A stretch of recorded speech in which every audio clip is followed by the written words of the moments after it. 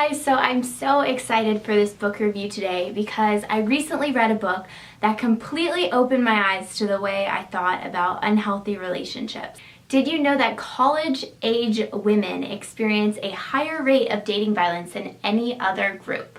It's also proven that the greatest threat to women's safety is actually from their own partners and not total strangers. I was blown away when I heard about this. And after reading and going through this book, I realized how easy it is to fall into an abusive relationship. And I really thought it was important to talk about this book because I think it could be a huge wake-up call for you or somebody that you know. And when reading this book, and I'm sure you'll feel the same way, but some of the behaviors seemed way too familiar.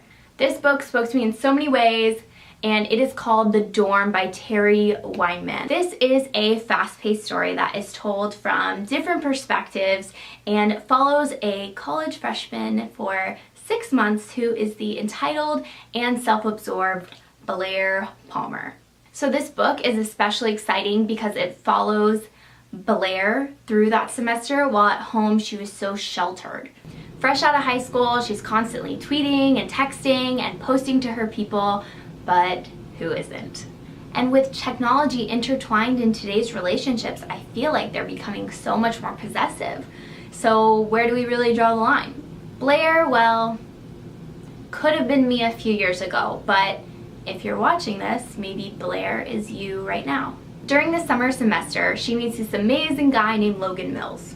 Logan Mills is a senior who comes on to her like she is the best thing that's ever happened. You know the type. And on page 12, I love what it said. Page 12 says, she couldn't stop wondering if he'd done this before with 4 girls or 40.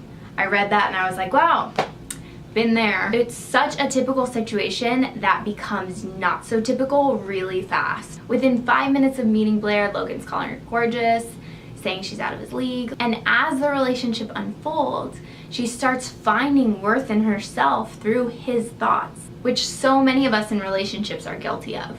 His thoughts of complimenting and putting her on this pedestal soon become really hurtful jabs. That's when he slowly starts brainwashing her and dragging her away from the important people in her life. And it's fascinating to read these subtle isolation tactics he has. At first, Blair is almost flattered by Logan's insane jealousy. Control is so romanticized today in our society that we use the words possession and protection interchangeably. And Blair is slowly becoming Logan's possession. In no time, Logan is telling Blair that her dorm is lame and convincing her to stay in his off-campus apartment.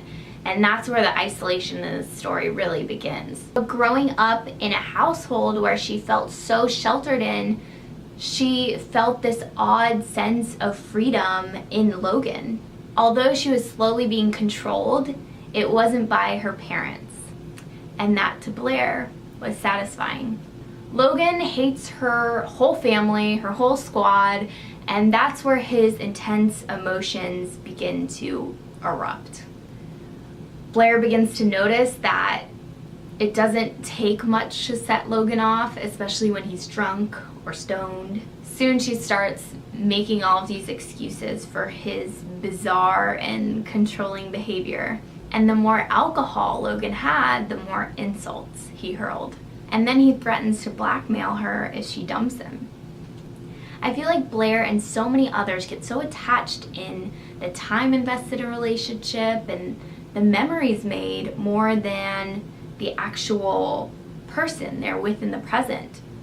And Blair was trapped. It gets really interesting when she contacts his ex-girlfriend and learns he has this pattern of volatile relationships. As I mentioned, this novel is told from different perspectives. So it switches between her parents, and her sister Abby's point of view. As the semester progresses, Logan convinces Blair to become his puppet and start skipping classes. Secretly, Blair holds on to her one remaining guy friend who's named Gil McCabe. Gil McCabe is this super cool gay guy who sees the danger signs in Logan. As her friends walk away, she stays with him until her life is in jeopardy. Insecure and manipulative, Logan blames all of their problems and fights on her family.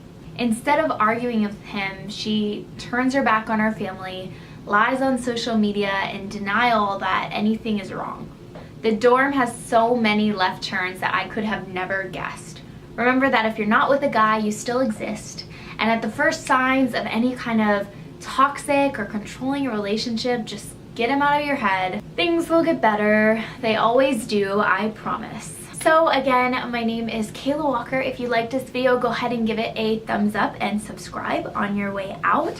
You can also visit me online at www.thiskaila.com. Now, if you want a great read full of suspense that will not disappoint, you can go ahead and get The Dorm by Terri Weinmann at Amazon.com, BarnesandNoble.com. You can literally Google The Dorm. Also, for your convenience, I will link all of the ways to purchase this book in the description below for you. I literally finished this book in 2 days. 2 days, people. Couldn't put it down. It really should be in every school. I will leave you with my favorite line in the entire book, and it is on page 149. If you lose someone but find yourself, you won. So thanks for listening. Be strong, be confident, and break the cycle.